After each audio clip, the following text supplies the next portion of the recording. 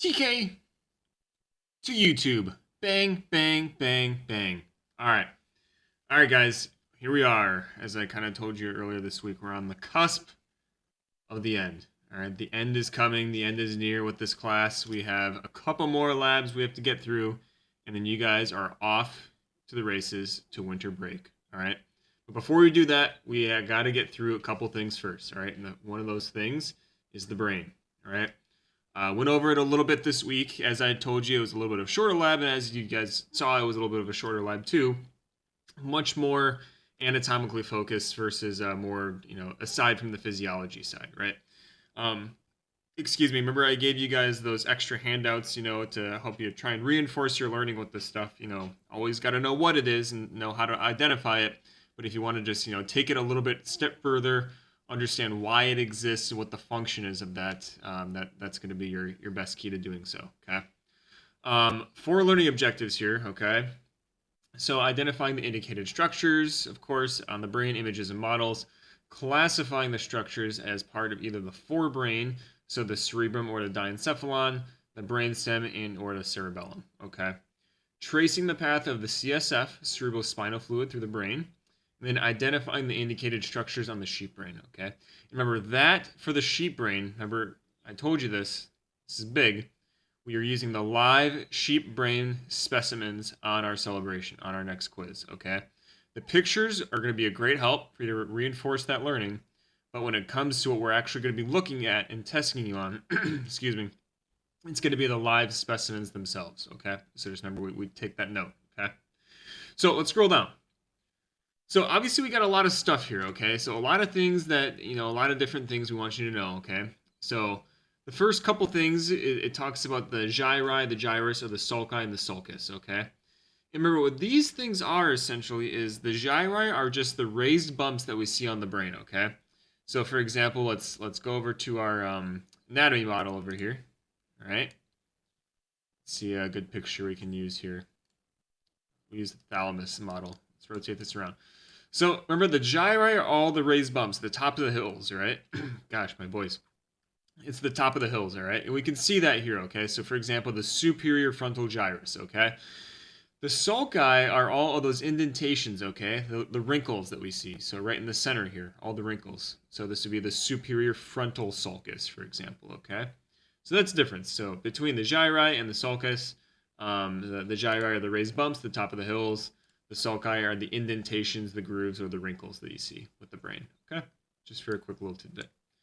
The central sulcus. So remember, we have a couple different sulci that we want you to know. They're really important. The central sulcus. All right, this is a sulcus that is responsible for separating the brain into a frontal lobe. All right, and a parietal lobe. Okay, so that's the sulcus that separates it right there, as you can see. Okay. Lateral sulcus is seen on the side. It's called lateral because it's on the lateral aspect. Also known as the sylvian fissure. It separates the temporal lobe down here from the frontal and the parietal lobe. Okay, so the division lines. Longitudinal fissure cannot be very well seen there, but if we get the full brain model, we should be able to see that a lot better. So we're going to get rid of this falx cerebri here, so we'll hide that. And then right down the center, you can't really highlight it in the anatomy model, but it's the division line right down the middle in the sagittal plane that separates the brain into right and left halves, respectively. Okay. Lastly, transverse fissure. We're going to scroll all the way to the back. This person's head. Transverse fissure, called because of the transverse plane. It is not this guy, but it is what separates the cerebellum, okay, from the cerebrum up here, okay? The cerebrum is the entirety of the top part of the brain, okay? Cerebellum down here, cerebrum up top. Transverse fissure slices right there, and that's how they maintain that separation relationship, okay? And we can best see those guys down here, okay? So we have the longitudinal cerebral fissure, we have the transverse fissure here respectively, and then the central sulcus and the lateral sulcus, as we can see here, okay? All right, so that forebrain, olfactory bulb, optic chiasm, okay? These are 2 parts of our cranial nerves that we'll be talking about I think it's next week, actually. So where can we see these guys the best here? Let's see. what I actually might do is I might just pull up, just real quick, looking at some of our cranial nerves up here, okay? Let's look at the brain here. Let's dive in a little bit. So I'm going to hide a couple things. So essentially what the optic chiasm and the olfactory bulbs are, okay, is there are two parts of our cranial nerve. So the olfactory nerve is our first cranial nerve, okay? And what these bulbs do is they sit right on top of, remember that landmark from our bones unit? They sit right on top of that cribriform plate here, okay? So these guys here are the olfactory bulbs, okay? So as we can see here with these guys, okay, oh gosh, what happened? Right here, if I rotate down just a little bit, we can see that the olfactory bulbs actually can puncture right through that cribriform plate here, okay? Those olfactory fibers here, let's see, they're not highlighting for some reason. There we go. Olfactory fibers right there, they puncture right through that cribriform plate. So if I'm going to zoom out, I'm going to zoom into the nostrils here, what I am going to see is that if I zoom in, I can see those olfactory fibers puncturing right through that ethmoid bone, that cribriform plate. So when I inhale a certain scent, that is how we're able to detect what a certain smell is, whether that be rancid, whether that be pleasant, whether that be disgusting, stuff like that, okay? So that's the olfactory bulbs and how they respectively relate to the brain. Optic chiasm is a little bit deeper in here. Just got to remove a couple things. So the way that the optic nerve, the second cranial nerve, works is that there are two nerves because we have two eyes. Optic, it runs to the eye. Okay. The chiasm means that they cross. Okay. And we can kind of see that a little bit right here. It's a very bad image, unfortunately. I think. See, I think there's a better image here in the book from my recollection. You can see that crossing relationship. I guess there's not for some reason. But anyways, so if I were to continue to draw, oh my gosh, so many structures in the brain, obviously, okay. If I were to continue to draw the olfactory nerve here, okay, so we have the first one here. Gosh, there's so much stuff here. Hide this. There we go. Perfect. So, optic nerve on the left side, optic nerve on the right side. What you would really see here is for the chiasm part, these would cross like this, okay? That's because for the right optic nerve, it actually crosses to the left side of the brain, okay? So the majority of the fibers of the optic nerve are being interpreted by the left side of the brain, and vice versa, the left optic nerve crosses to the right side of the brain because our right-sided brain is interpreting what our left eye is seeing, okay? So they cross. That's what the chiasm part of it is, okay? They cross. That's why it's called the optic chiasm, all right? So that's that. So little part here, this is the first part of kind of interpreting, what's part of what in the brain, okay? So the cerebrum is made up of 4 different lobes, okay? That being the frontal, parietal, temporal, and the occipital lobe, respectively, all right? We have 2 important gyri that we want you to know, and they're best seen in this picture here, okay? So these 2 gyri are really important, okay?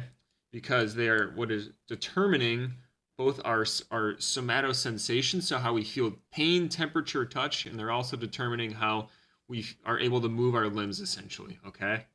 What those are called are the precentral gyrus, which is seen right here, and the postcentral gyrus, okay? And remember, right in the center is that central sulcus, okay? So Tyler, why are they called precentral and postcentral? Well, it's called precentral gyrus because it sits anteriorly or more rostral, okay, compared to the central sulcus. So it comes before it. This is our primary motor cortex. So this is how we're able and responsible for being able to move our arms, legs, etc. Okay. Versus the postcentral gyrus, so just caudal, all right, just caudal to that central sulcus. This is what's responsible for our primary somatosensation. Okay, so how we feel pain, temperature, touch, all that stuff. Okay.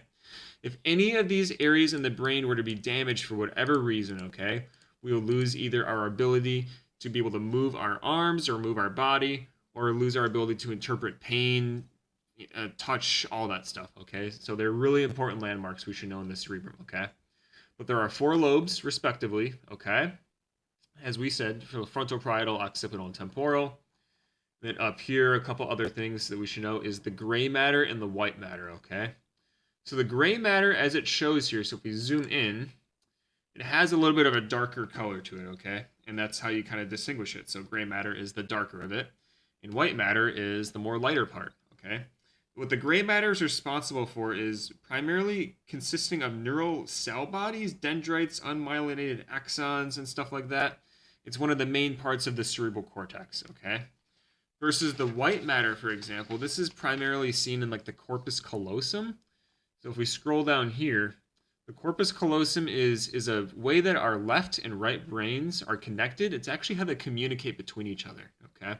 And we can see just how white that matter is right here in the corpus callosum. So that's just the difference. So the white matter is mostly myelinated, and myelin has a white structure to it, which is why it gives it that white looking appearance, versus the gray matter is unmyelinated, so it doesn't have that whiter color that the white matter has, respectively. Okay. So that's the cerebrum. Pretty straightforward there, okay? The diencephalon is made up of three different structures, okay? Those being the thalamus, the hypothalamus, and then the pineal gland. So if we go back here, there was a little thalamus structure we could look at. So the thalamus is the major relay center station in the brain, okay, for almost all sensory information except for smell, okay? So it travels to the cerebral cortex, it filters it, directs it to the appropriate areas in the brain, but it also can help contribute to emotion, motor activity, and also to help with memory, okay? So that's the thalamus. Let's scroll down here. Sits right in the dead center of the brain, as we can also see on this model here. Now, the hypothalamus is called the hypothalamus because it sits below the thalamus, okay? So if I were to find that guy, it's the third ventricle, let's hide it. Hypothalamus should be, gosh, where the heck is it? It's a little bit harder to find on these brain models, so I apologize. Hide, there we go. There it is. Hidden right behind that third ventricle, okay? So thalamus here, hypothalamus down here, okay? Hypothalamus is a really, really important structure in our brain, okay? It's basically the big control center for all homeostasis, regulating body temperature, hunger, thirst. It's also a major organ that was responsible in the endocrine system, which we'll talk about in our last lab of the semester, okay? It actually talks to this little pituitary gland down here, okay?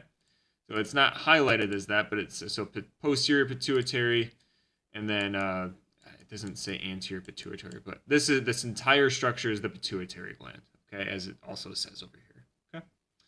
And the last structure we need to know is the pineal gland, and this sits at the more caudal aspect of the brain.